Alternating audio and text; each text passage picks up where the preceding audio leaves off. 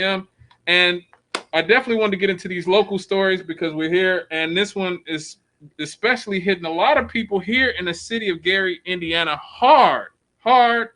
The death of Wallace Broadnax. Did you see that, Rev? As a matter of fact, I was driving down Grant Street Yeah. and I drove past that Clark station. Oh. I saw the police, one of them with a working dog, Yeah. and I saw this white covering on the ground. Oh man. And I called my mother. I said, "Ma, I think something happened at the Clark station. There's this bunch of police. There's the yellow tape, and there's this white something on the ground." Yeah. And I knew. I said, "Somebody done got killed at this gas station." Yeah. Now, I know that there are some parts of town where you tend to hear of violence happening in Gary, but generally speaking, Grant Street is fairly quiet in terms of that. Yeah. Every now and again, you'll hear some shooting, but not often. And so when I read the story, an elderly man, two people tried to rob him and then they shot him. And I'm like, what would an old man have? Yeah. Who's getting gas at the Clark station on 23rd and Grant that you felt like you could, get your evening's worth of illicit gains by robbing this old guy. Right. Let me provide some context to the story for everybody who doesn't know, because I was surprised. Everybody has not heard, but because this guy was a legend. But two juveniles are in custody following the fatal shooting of Wallace Broadnax at the gas station on early Saturday. And his death is so sort of devastating to the community. Our mayor Jerome Prince said that he was heartbroken and disgusted by the senseless brutality that took the life of Mr. Broadnax, a dedicated and lifelong member of our community. He reached out to the family of Mr. Broadnax.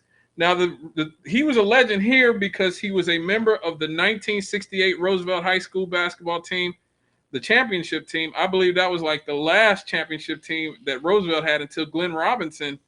And those guys, when I watched them in the early 90s, when I was a very small kid, so that was a big deal. The 68 team is like, I mean, the 60, I remember that. The 68 team is like, they are all still to this day very revered here. He worked for the Gary Fire Department for 25 years before spending the last almost 40 working for Guy and Allen Funeral Directors. Oh my gosh. Yeah. I've seen this guy. Oh yeah. You probably have, because like I said, he's a legend here in this city.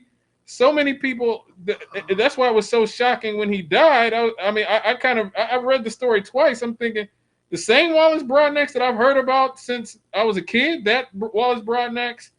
Now, our mayor said that due to the age of the suspects, only limited information is being released. And he held a press conference to talk about it on Monday. So this was like, well, what is supposedly has happened was the investigation showed that Mr. Broadnax was returning to his parked vehicle when two individuals approached him and tried to rob him.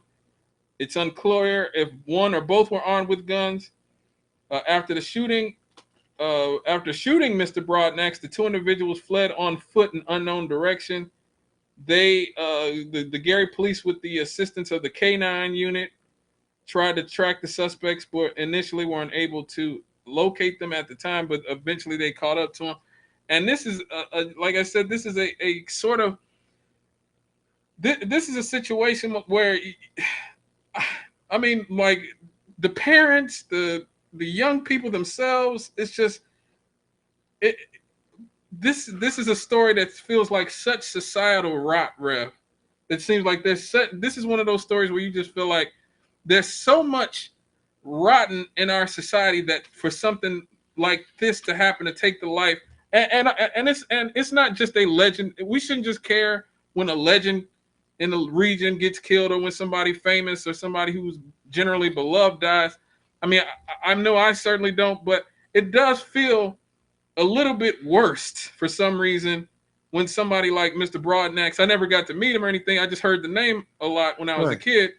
But when you hear him being a victim of this and you see who did this, the young people, the people Yeah. who are so young that their identities can't be released yet. Yeah. I mean, it's like that's the sort of thing that makes you think of Gary in negative terms. Yep. Yep. There's somebody like that that had nothing to do with that life, Nope. was not nowhere near as a part of that life. Nope. He couldn't have possibly been a threat to either of those boys, No. and yet they do this, Right. and they're juveniles. Yeah. And so you got one or two choices. You try them as juveniles, and then they go into juvenile facility till they turn 18. And either they get released or they get handed off to adult criminal justice system. And then we're talking about how terrible it is that our young people end up into the prison complex. Right. But then there's this side of that. Yeah. You know, they won't be going to trial because they shoplifted. Yeah. Yeah. They're not going to be going to jail because they broke somebody's window No. or got into a fight at school. Right. They killed a person who was a respected member of the community, Right. a person who was a helpful member, probably would have been of benefit to them. Yeah.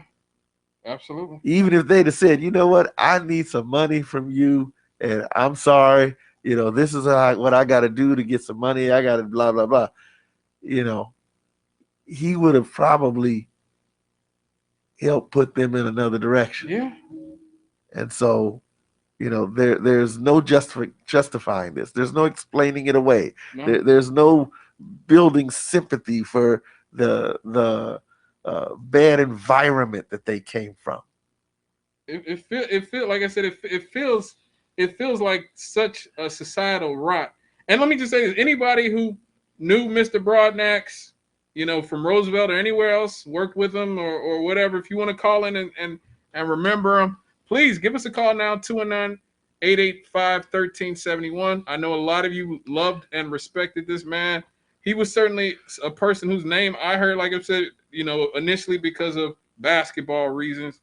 But, you know, the societal right. We talk about this pretty often on this show, these type of issues, unfortunately. Like when we talked about the 2-year-old child that was shot by his mother's boyfriend, who had just last year shot her 13-year-old brother at the year before. These things are so emblematic of a society that has just failed in so many ways, and people whose lives it feels like it almost feels it's overwhelming. There's an overwhelming feeling of helplessness in dealing with the society that allows this to happen. Yeah. And, you know, here's another thing about that. See, this wasn't a situation that stricter gun control laws would have prevented. Probably not. No. They didn't buy their gun from some gun shop. They did not. They definitely didn't. You know, it's these sort of things that you look and you go, well, what can we do? What can people do? This is not something that critical race theory will answer. This is not something that Black liberation theology will answer. No. This is not something, you know, that us walking around City Hall will do anything for. No. This is something that happens at home. Yeah. This is something that happens when you train up a child in the way in which he's to go, and when he's old, he won't depart from it. But how do you do that if you don't know how to train up a child? Right. How do you do that if you yourself don't know what righteousness is, what iniquity is, what the image of God is, that we are bearers of that image, and that life is sacred, not because the person having that life is useful, not because the person having that life is beneficial to you, but because that person was created by God and has a purpose because God put him on this earth at this time in this place. And if you don't understand that about yourself, you're sure not going to understand that about somebody else. Right. I absolutely agree. And we have so many young people walking around the city again, and the pandemic probably hasn't made it better. Like I said, I think this pandemic has messed with a lot of people's mental health. That's why I think we're seeing so many hate crimes. Like, I mean, like who cared about Asians? Like, who wanted to just beat up random Asian people? Like, Yeah. before the pandemic started. Like, I mean, just random people attacking. We're seeing elderly people being attacked, people in their 80s, and like who even thinking about this before? And like You're that, right. it's a failure and a failure of society and a breakdown, like you said, in the home. A lot of this, is cultural in the sense that I wasn't alive in the 70s, but from what I've seen and heard, what came from that era was the idea of the not needing a man in the home. Yeah. I don't need a man. Men aren't needed. The single mom could do everything or whatever. So what is she saying to her sons? Right. If a man isn't needed, then that means he's not needed. Right. Now if he's got a little sister, well, she's clearly needed because mom isn't saying that women aren't needed. So my sister is important, but I'm expendable. Right. I'm just a dime a dozen. Apparently. What is it that some of the feminists have said? A man is to a woman as a fish is to a bicycle. Yeah, that's what I'm talking about. Right This there. is the kind of stuff that we put out there, and so people wonder. You mentioned about with the pandemic. I was talking with a school teacher, and she was talking about the things that the schools have to do, for the kids, Mm-hmm. feeding them breakfast and feeding them lunch, and sometimes even feeding them dinner. Well, if the school has become responsible for all these things, for what are the parents responsible? Oof. It seems like by and large the parents become responsible for not very much. The teachers are responsible for the kids being educated. Right. The teachers are responsible for the kids being prepared for school. The teachers are responsible for making sure that the children have a stimulating environment. Right. The teachers are responsible for making sure that the children respect learning. Well, what are the parents responsible for? I think they just keep them alive so they can send them to school again, or send them somewhere else. Yeah. Oh, wait a minute. Oh, well, the children need to be entertained and nurtured and such. Well, okay. Well, school's over. Well, it's the church's responsibility, Oof. or maybe it's the government's responsibility. It's always someone else's responsibility. And so now we've got two young men who I don't know how they fell through the cracks. I don't know. But I know this much: somewhere along the line, somebody who got them on their first day, who was supposed to provide food and clothing and dry bottoms and nurturing and education in life, that didn't happen. Right. It did not happen. And that does not excuse them. No. It just means that they didn't have to work with what I had to work with. Right. And so as a result, they were able to make decisions that made perfect sense to them, that it was perfectly logical to take a gun and aim it at an old man. Yeah. I bet they didn't even know his name.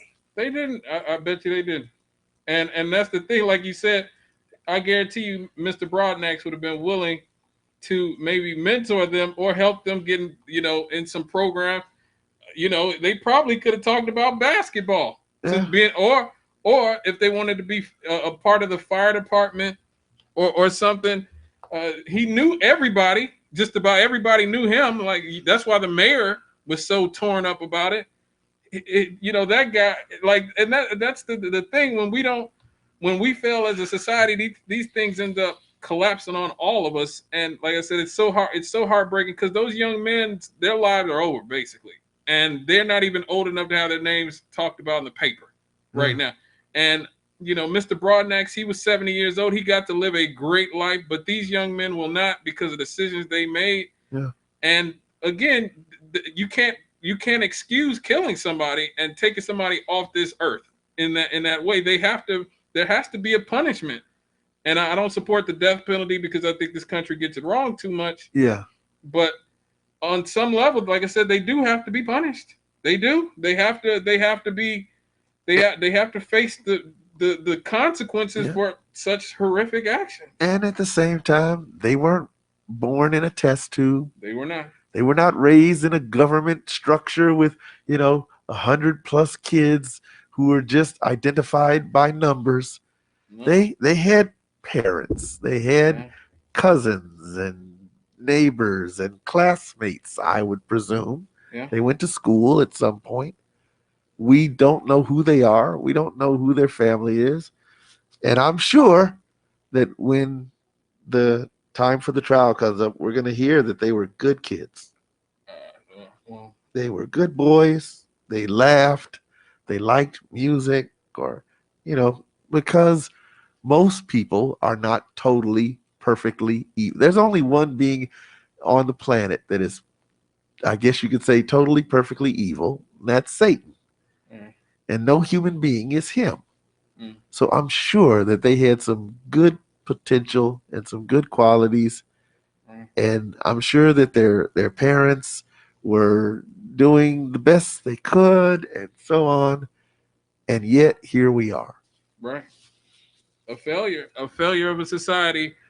Like I said, anybody who knew Mr. Broadnax or want to say anything about this case, please give us a call. I never got to meet him. I just heard his name.